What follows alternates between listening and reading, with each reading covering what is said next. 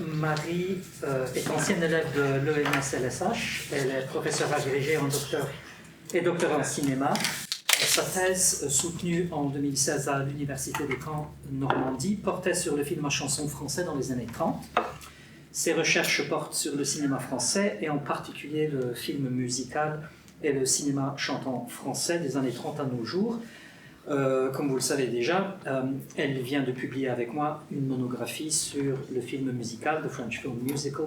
Elle travaille actuellement à la publication de sa thèse. Elle enseigne actuellement le français en lycée à Saint-Ouen-l'Aumône. Marie, quand tu veux. J'espère que ça ne va pas sauter, ça vient de le faire. Merci. Alors,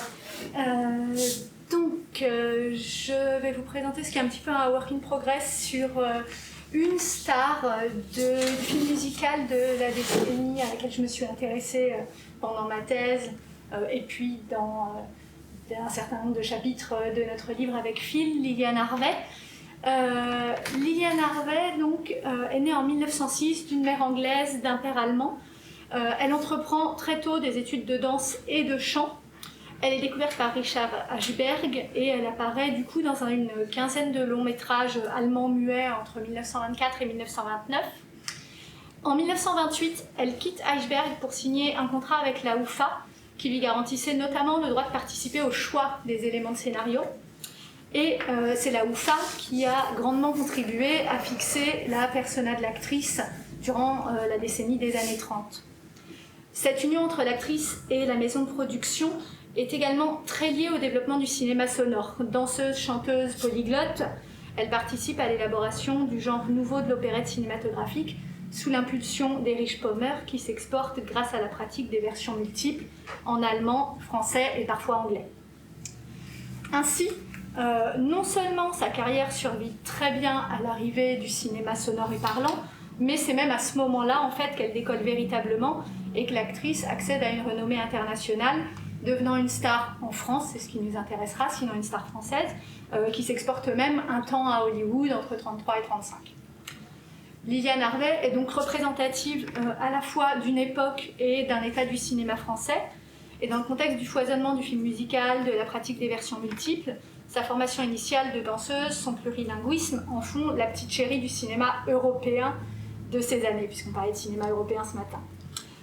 Sa persona telle qu'elle se constitue à la UFA incarne en outre un modèle féminin marquant, je vais essayer de le montrer, entre une féminité plus traditionnelle, une image possible de la femme moderne, et puis quelque chose qui lui est spécifique, l'éternelle femme-enfant éthérée. Alors, dans le cadre de cette communication, je vais me concentrer évidemment sur la place de l'actrice dans le contexte de l'opérette cinématographique française. La présence de Liliane Harvey dans le cinéma français donc, court sur la décennie des années 30, 1930-1940. Et elle va donc des deux essais de maître dont on a déjà parlé, Le chemin du paradis et Le Congrès s'amuse, à Sérénade de Jean Boyer en 1940, en passant par des films comme Princesse à vos ordres, Un rêve blond, La fille et le garçon ou Miquette. Alors, dans les versions multiples, en général, l'équipe artistique change d'une version à l'autre, chaque version étant interprétée par une équipe d'acteurs nationale. Et c'est l'une des raisons les plus évidentes du statut particulier de Liliane Harvey, qui, parlant aussi bien l'allemand que l'anglais et, quoique un peu moins bien, le français, est en mesure de jouer son rôle dans les trois versions nationales. Donc là, je vous ai donné l'exemple de la répartition de la distribution du chemin du paradis et du Congrès s'amuse. On voit qu'à chaque fois, Liliane Harvey donc, conserve son rôle, alors que ses partenaires masculins principaux changent systématiquement. Dans la version allemande, c'est toujours Willy Fritsch, et dans la version française, Henri Gara. Pour ce qui est des personnages secondaires, en général, ils changent, mais pas exactement de la même manière selon les versions. Et une autre exception qu'il faudrait que je creuse est celle de Lilda Gover, la comtesse dans Le Congrès s'amuse, qui conserve également son rôle. De plus, les opérettes sont le principal genre concerné par ces productions en version multiple, on l'a déjà dit ce matin, et sous l'impulsion d'Erich Pommer, le studio UFA a développé un nouveau modèle d'opérette spécifiquement cinématographique, en tout cas perçu comme tel à l'époque, dans son inventivité visuelle et sonore. Et ces opérettes sont perçues donc par la critique contemporaine comme la voie à suivre pour le nouveau cinéma sonore. Danseuse et chanteuse, Liliane Harvey devient donc la star de ces films. Et filant la métaphore de la maladie pour qualifier l'état du cinéma à l'arrivée de la technique sonore, Jean-Marie Emo écrit en 1932 dans une monographie qu'il consacre à l'actrice « La chance de Liliane Harvey, c'est d'avoir étroitement associé son nom à une phase décisive de cette transformation et rendu l'espoir aux malades. Et ce n'est à coup sûr pas le hasard qui a décidé un metteur en scène tel que Wilhelm Thiel, donc le metteur en scène du Chemin du Paradis, à choisir Liliane Harvey pour en faire en quelque sorte le personnage symbolique d'un retour à la santé. » L'actrice devient ainsi une vedette européenne. La presse française se fait le relais de ce statut, lui consacrant des articles entiers, présentant à l'occasion les films dans lesquels elle joue comme des films de Liliane Harvey, et l'actrice accorde à son tour une attention spécifique à son public français, donc comme on peut le voir ici sur cette photo dédicacée, à destination donc des lecteurs de Cinémonde. En outre, alors que l'opérette française et européenne est généralement beaucoup moins chorégraphiée que le film musical hollywoodien, à l'exception des scènes de valse obligées des opérettes viennoises, Liliane Harvey présente un potentiel précieux. Comme beaucoup d'acteurs de la période, elle chante évidemment dans l'intégralité de ses films, et les chansons de ses opérettes s'inscrivent dans une économie de la chanson qui vient de nous être présentée par Marie. Mais plus original pour la réception française est son talent de danseuse. Dans sa monographie sur l'actrice que j'ai déjà citée, Emo rappelle ainsi la formation de danseuse de Liliane Harvey auprès de Marie Zimmermann et souligne le rôle des danses dans Le Chemin du Paradis. Donc cette alliance étroite du cinéma, de la musique, de genre et de la danse, tentée pour la première fois, est réussie à la perfection. Thiel se souvient que Liliane fut un brillant sujet de Marie Zimmermann. Il avait résolu d'utiliser pour le film les dispositions particulières de son interprète. Qu'on ne s'y trompe pas, nous avions déjà vu des scènes dansées au cinéma, mais il s'agissait seulement de photographies animées, de danses plus ou moins intéressantes, simples documentaires plaqués bien ou mal dans un film et rien de plus. Cette fois, les chants, la diction toute spéciale, la danse sont des nécessités du film. Le Chemin du Paradis emprunte au ballet, à certaines formes des ballets russes, une technique que Thiel utilise à ses fins. Répétons-le, ce travail merveilleux s'accomplissait pour la première fois. Sans Liliane, qui est toute grâce et toute spontanéité, le spectateur n'aurait pas fait volontiers d'efforts nécessaires qui devaient lui permettre de goûter un divertissement aussi neuf. Alors, comme le dit Jean-Marie Emo, l'art de Liliane Harvey emprunte à diverses traditions de la danse classique aux claquettes, en passant par ce qui est un petit peu sa signature, la danse acrobatique, mêlée, on le verra, à une dimension, un caractère clownesque, dégingandé, parfois presque mécanique, qui est également propre à l'actrice. Alors, les séquences du Chemin du Paradis sont exemplaires de ce mélange, qu'on voit notamment donc dans le final, où vous allez reconnaître la réplique qui donne son titre à notre colloque.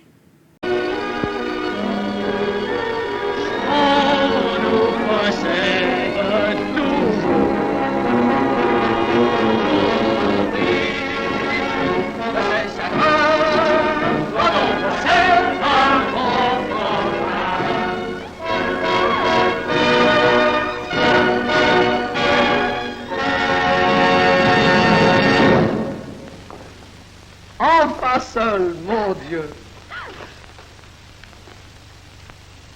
Voyons, Willy. Bien quoi?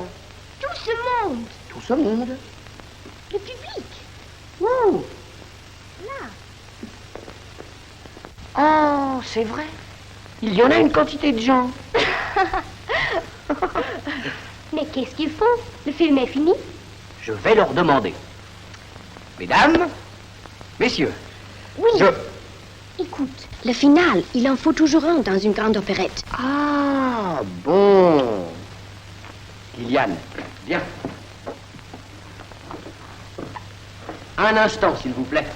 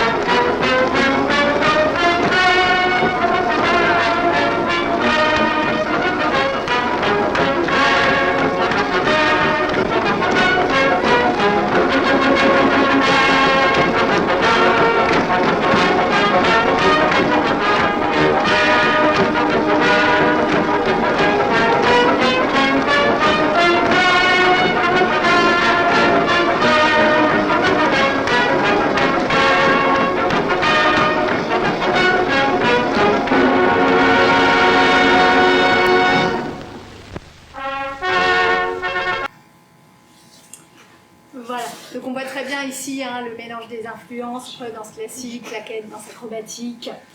Dans Miquette, réalisé donc en 1939, ce sont les claquettes qui occupent une place primordiale tant au niveau de la chorégraphie que de l'intrigue. Au début du film, alors que Miquette explique à mon chablon, Lucien Barou, qu'elle n'est pas douée pour la tragédie mais pour la danse et qu'il lui demande danse classique, elle répond « Oh non, comme ça ». Pardon. Elle répond « Oh non, comme ça ». Et elle entame des pas de claquettes. Et son numéro avec mon chablon au gala de charité redouble la chorégraphie par une thématisation du don du personnage pour les claquettes. Vous allez entendre les paroles. Et maintenant, un numéro moderne et sensationnel. Miquette, en partner. Partner?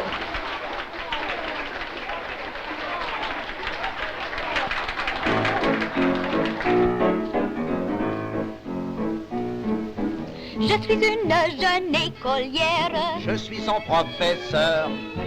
J'ai travaillé l'année entière. Elle sait tout par cœur. Je voudrais être licenciaire. Je voudrais être licencieux. Oh. Répondez à mon questionnaire. Interrogez-moi, monsieur. Savez-vous, mademoiselle, quels sont les rois capétiens? Non, mais je fais les claquettes très bien. Et une histoire naturelle. Que savez-vous des badraciens? Bien, mais je fais les talking très bien. Et en mathématiques, 12 et 3. Ça fait 20. Récitez-moi un vers classique. Waddle-diddle-diddle-boo. Très bien, savez-vous, mademoiselle, le nom d'un empereur romain? Non, mais je connais le young très bien.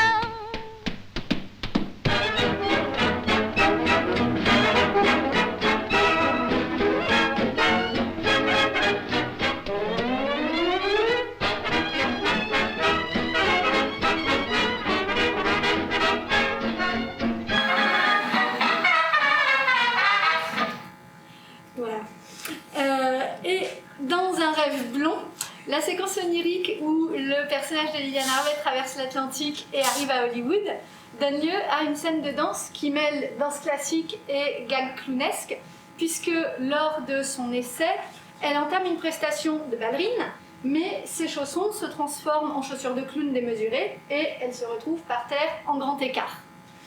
Et cette séquence témoigne du coup de l'importance du chant et de la danse dans la persona même de l'actrice, hein, puisque le cauchemar consiste en la perte des qualités d'abord de danseuse, mais aussi de chanteuse, lorsqu'elle constate dans la foulée que sa voix a mué quand elle essaye d'entonner une chanson. À travers l'ensemble des films de cette période, donc, se constitue une persona moderne et fantaisiste. Liliane Harvey incarne un certain idéal du début des années 30, mais elle porte aussi les ambiguïtés de cette modernité. Lors du duo avec Henri Gara à la station essence du Chemin du Paradis, celui-ci donc entonne une chanson pour essayer de séduire Liliane Harvey, en tout cas d'obtenir son numéro de téléphone. Et on voit que cette chanson est exemplaire de la modernité à la fois du film et de son interprète Liliane Harvey. Comment? En me donnant votre nom et votre numéro de téléphone. Oh, vous êtes fou.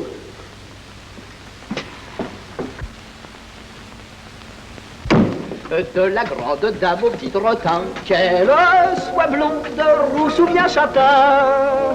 La femme la plus belle est aujourd'hui, avoir une auto et un permis. Dès qu'elle a ces deux objets rêvés, elle prend la route et nous laisse tomber. Plus d'un homme en la voyant partir, tristement murmurant dans le soupir. Pourquoi, sous le ciel bleu, partez-vous seul? C'est dangereux, emmenez voir au convivieux quand on est deux. Je vois tout près de vous un coin qui me plairait beaucoup. Je m'y tiendrai, docile et doux, comme un toutou. C'est mieux qu'un chien, je vous l'assure. garderai la voiture. Allô? Minois joli, n'hésitez plus. Oh, dites-moi oui. Je connais le chemin du paradis.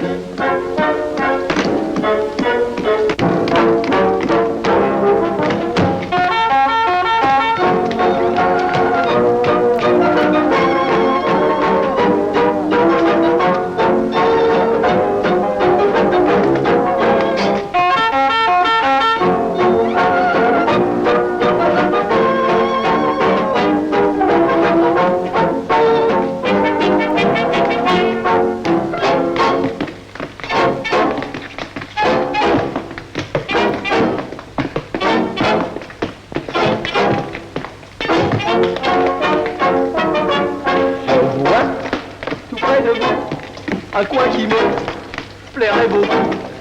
Je m'y tiendrai, docile et doux, comme un toutou.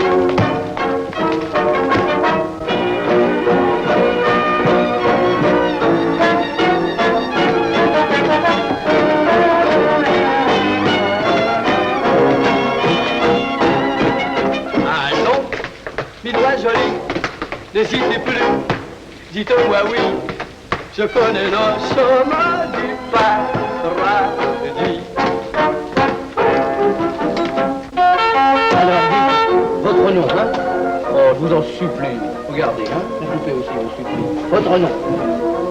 Oh, je crois, écoutez, je vous écoute. Allez, le nom, le numéro de téléphone. Liliane Bourgard, Wagram 48. Liliane Bourgard, Wagram 48.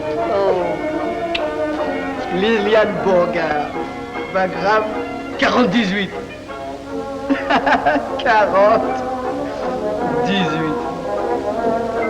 Je connais le chemin du paradis.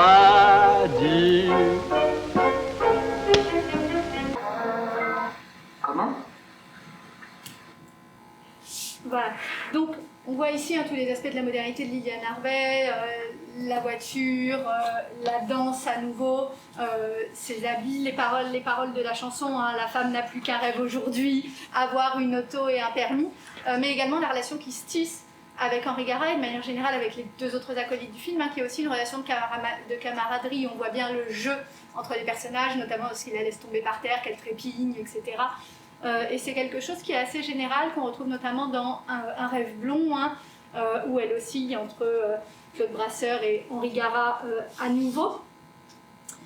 Et Liliane Harvey aussi, donc, entre une personne relativement traditionnelle, des robes vaporeuses, etc., et quelque chose de beaucoup plus moderne, dans ses tenues notamment, hein, sportives, voire masculine. Alors ici dans Calais Douvres, où elle est en pantalon carrément en gavroche, hein, en bas, maillot de bain sportive en haut, jusqu'à Miquette, donc, où elle apparaît en sorte de Marlène, en costume et chapeau de forme. Alors ce qui est intéressant, c'est aussi que cette modernité est indexée sur les origines étrangères de Liliane Harvey. Dans Le chemin du paradis, le père de Liliane explique qu'elle a été élevée en Amérique par sa mère qui est américaine, et c'est cette éducation qui explique l'éducation libertaire et moderne de Liliane, qui conduit, court les garçons, domine son père qu'elle traite en camarade, l'appelant mon gros et donnant son avis sur ses projets de remariage. Dans Princesse à vos ordres, le principe est le même, puisque la modernité de la princesse et son mépris pour le protocole, puisqu'elle va incognito au bal musette, sont indexés sur son éducation anglaise, puisqu'on apprend qu'elle est rentrée 2 jours avant d'Angleterre, et le ministre dit au bal musette, c'est épouvantable, voilà l'éducation moderne, il y a à peine 2 jours qu'elle est arrivée d'Angleterre, et déjà elle s'en va au « oh non, je ne peux pas le dire ». Et au début de Miquette, on apprend par sa mère que Miquette a été élevée en Angleterre, librement, trop librement peut-être, et la confrontation entre la mère et la fille qui a levé la jambe lors du gala de charité, dont vous avez vu la séquence, s'articule aussi autour de la mise en évidence d'un contraste culturel entre l'Angleterre et la France, voire la province. Donc Miquette, maman, tu me parles comme si j'avais commis un crime, qu'est-ce que j'ai fait de mal? La mère, tu oses le demander, tu as levé la jambe. Miquette, il s'est très bien vu en Angleterre. La mère, oui, mais on est en France et en province, allez, va te coucher. Miquette, ce que vous êtes vieux jeu. Et dans Sérénade, son excentricité s'explique également par son identité d'anglaise au sein de la société viennoise. Et cette caractéristique s'applique également à la persona off-screen de l'actrice, puisque Jean-Marie Emo indexe également en 1932 la modernité de l'actrice Harvey, cette fois-ci à son éducation allemande. Sportive bien sûr, elle se façonne sur le modèle de cette attirante jeunesse féminine de l'Allemagne moderne que nombre de Français devaient découvrir depuis la guerre, avec surprise mais non sans agrément. L'élégance traditionnelle perd du terrain, une élégance nouvelle faite de bonne santé, de vigueur, de souplesse simple et aisée va prendre le pas sur l'art exclusif du couturier. Alors, un autre aspect de la personnalité de Liliane Harvey, telle qu'elle se constitue dans ses films, est son caractère de femme-enfant, d'éternelle femme-enfant. Lorsqu'elle tourne son premier film sonore, Le chemin du paradis en 1930, Liliane Harvey a 24 ans. Elle apparaît comme une jeune fille, comme on l'a vu, à la fois moderne mais enfantine, qui a du mal à faire des choix, à prendre ses responsabilités, notamment en amour. Et découvrant qu'il n'est pas le seul prétendant de Liliane,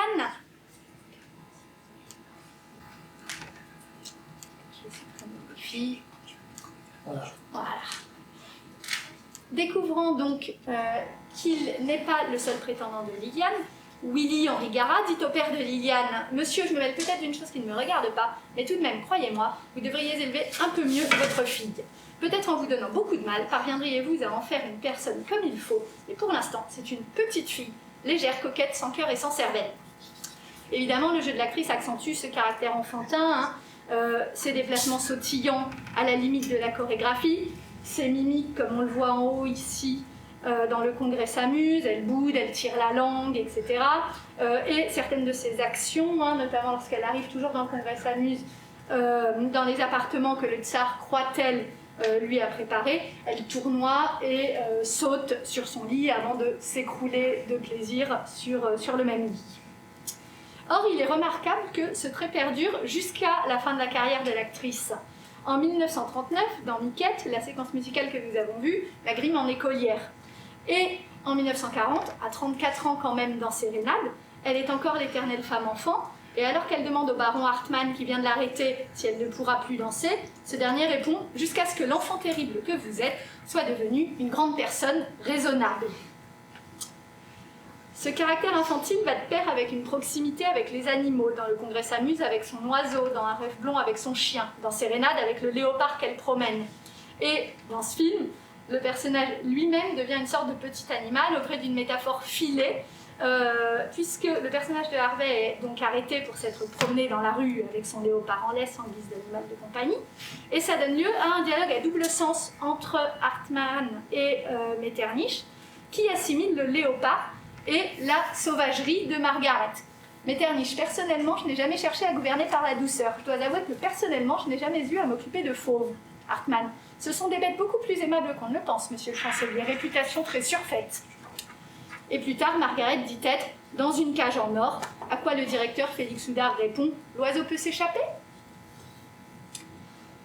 Ce statut de femme-enfant espiègle confère au personnage un caractère éthéré. « Vous êtes une vraie petite fée », lui dit Schubert dans Sérénade lorsqu'il reçoit une lettre d'engagement comme organiste alors qu'il est en sa présence. Alors, cela n'empêche pas une certaine érotisation. On voit volontiers donc ses jambes dans Miquette, ses sous-vêtements dans My Weakness.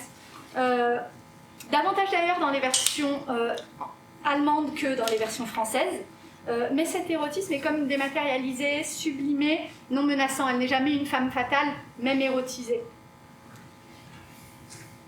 Et à nouveau, sa persona off-screen, telle qu'elle est évoquée par la presse, prolonge sa persona dans les films, puisque le portrait de l'actrice dressé par Odette Bardou dans Pour vous reprend toutes les caractéristiques que nous avons pu souligner dans les films, caractère enfantin comme métaphore animale et féerique. Elle est un bébé-femme, un petit bibelot si fragile, un chérubin. Ses yeux reflètent le ciel, ses cils sont tendus vers l'azur. Elle s'envole, elle est un petit oiseau. Lorsqu'elle parle, elle a une drôle de petite voix amusante de petite fille bien sage et appliquée. Et enfin, elle est une jolie poupée vivante et sensible avec un visage d'enfant-femme. Alors, on touche peut-être ici, et je conclurai là-dessus, l'une des explications à l'oubli relatif de Harvey, qui est une figure véritablement emblématique de cette décennie, mais dont la présence à l'écran ne survit pas, sans doute du fait d'une incapacité à évoluer avec son âge et peut-être avec son temps, à la différence d'autres jeunes premières de l'époque, je pense à Danielle Darieux ou Micheline Prel par exemple. Merci.